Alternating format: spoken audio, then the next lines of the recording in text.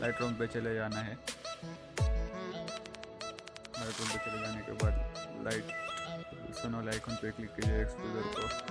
+35 या 40 कीजिए, कॉन्ट्रास्ट को -20 के आसपास कीजिए, हाईलाइट्स +50 कीजिए,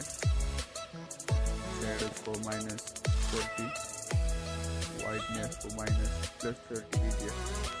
अथर्व आइकन बनाए उस पर क्लिक कीजिए, उसके बाद ऑरेंज कलर के उस पर क्लिक कीजिए और सैचुरेशन को -10 और ह्यू को 9 कीजिए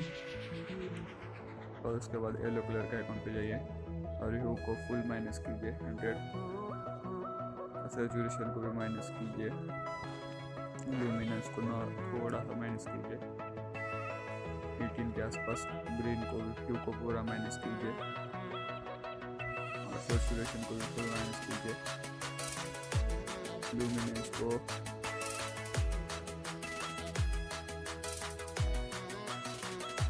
10 माइनस कीजिए,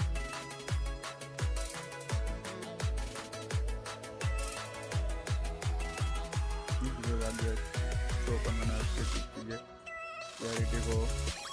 60 या 20 कर दीजिए, लिंकेज को 6, ग्रेडियंट को 31, मॉनिटर को 50